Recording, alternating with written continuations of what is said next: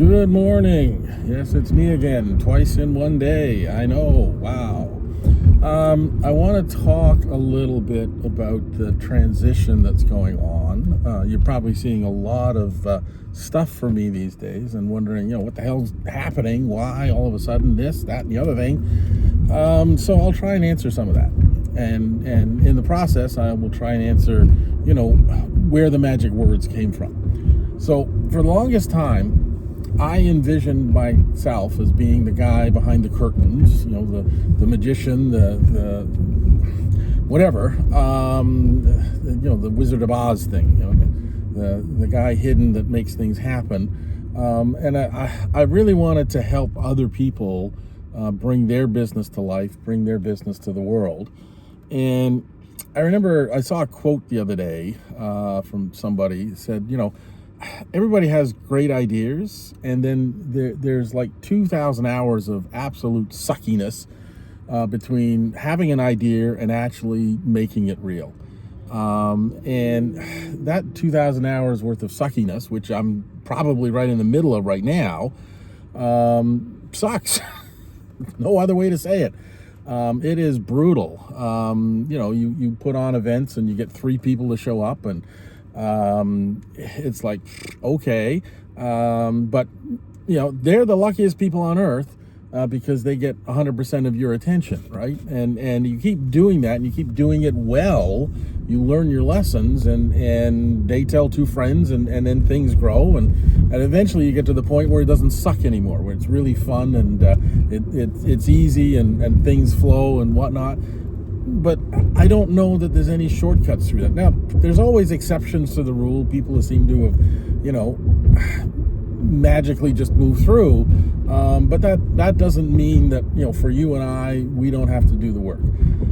So anyway, I worked with a whole bunch of people. And if you heard the phrase come out of my lips, car on the showroom floor, you were being vetted for this. And to see if we could be the person behind the scenes that really launched your business. And the frustration was, you can lead a horse to water, you can't make him drink. And I kept figuring out, well, okay, what is it that has to change? And it always came down to internal work. People weren't ready for success. They weren't able to face failure. And the only way to get to success is to fail a tremendous amount and learn something every time and change something every time. I wrap this up as lather, rinse, improve, repeat.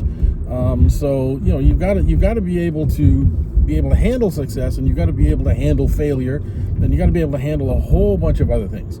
So I kept searching for tools and finding ways to help people with that inner challenge. The outer challenge, not that hard. It's grueling, but it's mentally grueling. It's not necessarily physically grueling. You just have to pick yourself up every day, and you say to yourself, I'm doing this, right? And then your body and your mind and everything kind of gets behind it and says, oh, okay, we're doing this. Let's go. And you find that, once you make that commitment, rather than just dabbling, and man, so many people just dabbled and they didn't get the results. They got 3 people in the room and gave up. And it's like, no, you've got to push through that. So the magic words was the toolkit that I invented or built or wrote, whatever, in order to help people with that inner monologue, those challenges that just kept getting in their way. And it is not easy. It's not simple. Everybody wants, the thing, oh, we'll fix one thing and then everything goes. No. There's going to be a stream of things. A lot of people describe this as the onion.